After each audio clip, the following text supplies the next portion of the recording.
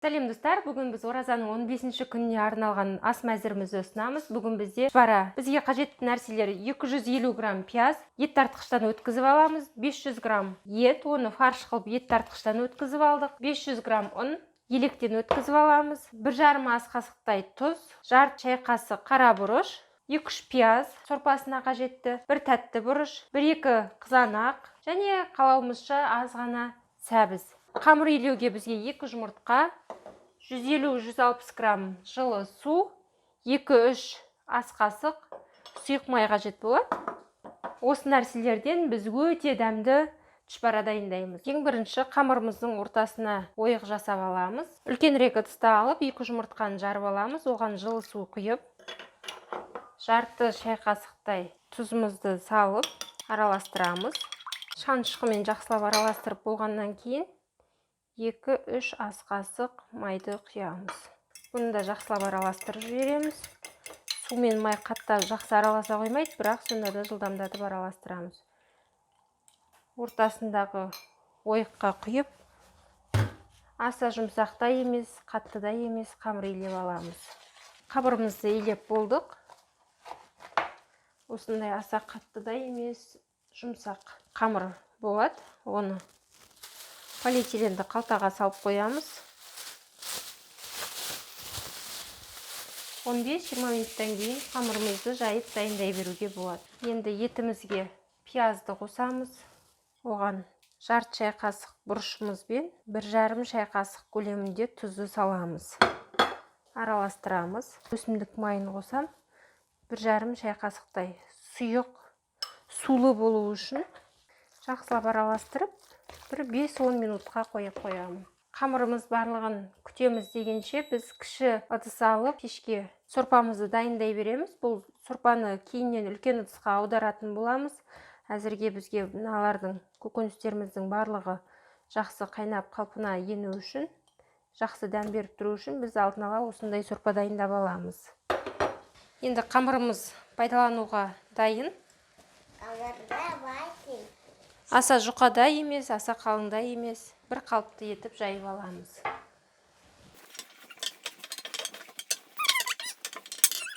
Сорпамыз қайнады, енді отты біраз ақырындатып, жарты сағат 40 минуттай қайната береміз. Қамырымыз жайып болдық.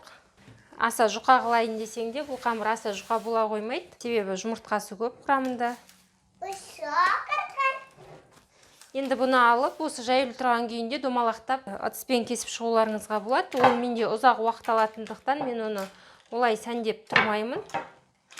Бұлай қабаттап жайып, екі шетін кесіп тастаймын. Мұндағы жерді 2-2,5 сантиметрдей етіп кесіп шығамын.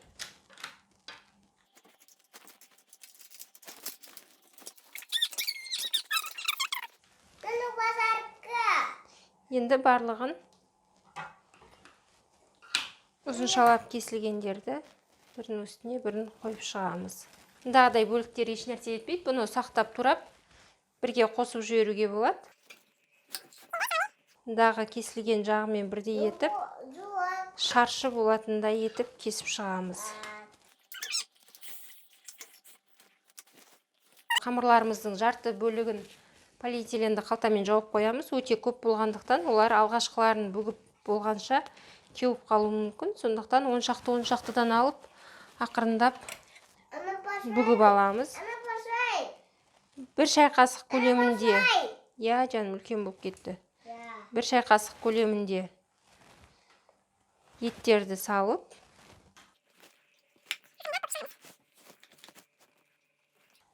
қарама-қарсы екі бетін жабыстырамыз және мына жерлерін жақсылап қолымызбен үшбұрыш болғанша қысып шығамыз. Және мұндағыны бір-біріне бекіте қоямыз.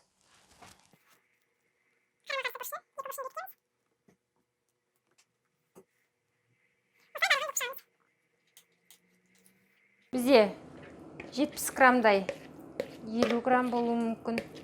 Фарш ауысты, біз бұны әрі қарай салатқа қосып жіберетін боламыз.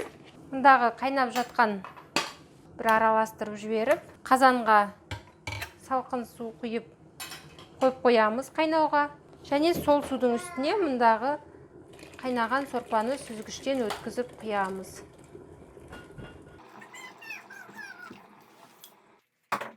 Суға қайнап тұрған сорпамызды құйғаннан кейін дәмін келтіріп тұз саламыз. 1,5 ас қасықтай кету керек шамамен. Және осы суды қайнатамыз. Бұл су қайнап жатқанда кіші табамызға 4 ас қасық сұйық май құйып қыздырамыз. Және май қызам дегенше фунчозаны алып, ыстық су құйып бетіне.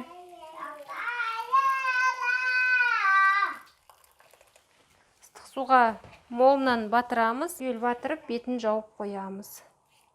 10 минуттай қоюға болады, немесе 1-2 минут қайнап жатқан суға қайнатып алуға болады. Кейбір фунчозалар қайнауды талап етпейді.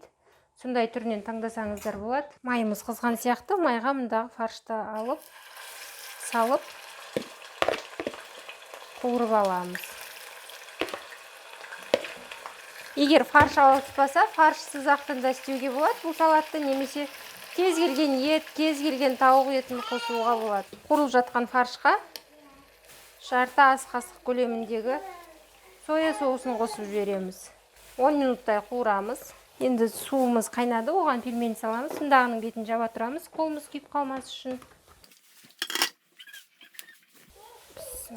Кішкене жиектерін бірінші салып жіберіп, сосын төңкеріп сала қоямыз. Мұндағыны 2 бөліп пісірсеңіздер болады.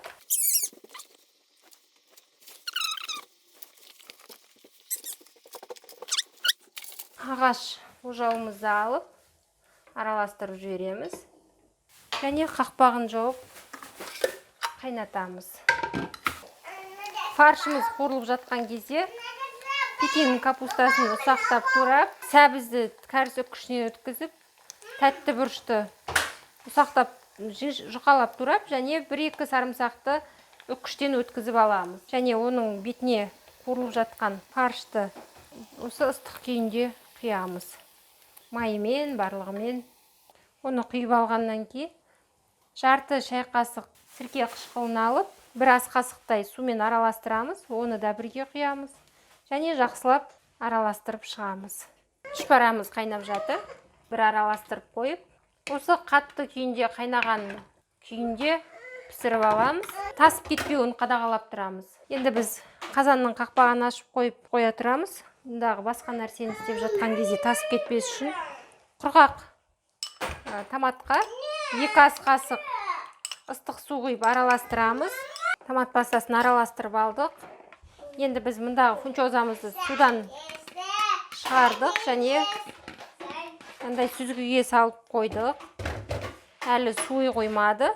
Және мұндағы фаршпен қосып дайындаған сәбіз, қырыққабат, тәтті бұрыш және сарымсақ оған жаңа майға қуырылған фаршты қосқанымыз бар.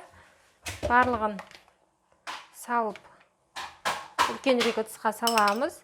Және мұндағы араласып тұрған томатымызды қосамыз. Егер қолдан кәдімгі дүкеннің томатын қосатын болсаңыздар, томат пастасын оны фаршпен бірге қуырып жіберсеңіздер болады. Дәмі өзгешерек болады, бірақ жақсылап араластырамыз. Әбден жақсылап араластырдық, дәмін көрдік, тұзы аздау, сондықтан жарты шай қасықтай тұзды салып жіберемін. Қаласаңыздар қызыл бұрыш қосуға болады, ащы бұрышты. Ал мен бұған ащы бұрыш қоспаймын, себебі ол күнұзақ шөлдетуі мүмкін ертеңге. Соны ескере отырып қоспадым. Қалаған кісілер аз-аздан қосып жейтін болады, себебі менде қызыл бұрышты блендерден өткізіп, сарымсақпен май құйып сақтап қойғаным бар. Кез келген тамаққа дер кезінде үстіне қоса салуға болады. Соны қосатын болады. Салатымыз дайын. Бұл аралықта біздің пельменімізден түшпарамызды. Болдым. Бұл уақытта түшпарамызда дайын болды. Нәзір бол деп жатыр, тезірек болу керек болып тұр. Кішкене өшіріп, пештің оттың табынан жылжытып қоямыз. Тамағымыз пісті, салатымыз дайын. Ыдысымызға салып аламыз. Және тамағымызды сұйық сорпасын қосып, тереңірек ыдысқа құйып аламыз. езілмеген, дара-дара солай піскен. Дәл осы қамырмен, қамырдың рецептісімен дайындасаңыздар, осындай тұшпараға қол жеткізесіздер. Я, жейсің жан. Сонымен бүгін 15-ші күнге арналған менюміз дайын. Тұшпарамыз өте дәмді сорпа және фунчоза салаты. Бұл да өте дәмді. Астарыңыз дәмді болсын, оразаларыңыз қабыл болсын. Түсірген видеомыз ұнап жатса, лайк басып, пікір қалдырыңыздар. Арнаға тіркеліп, бізбен бірге алдағы уақыттағы қалған 15 күнді бірге тамашалаңыздар. Рахмет, достар. Тамақ берем қазір, жан. Тамақ берем, жон.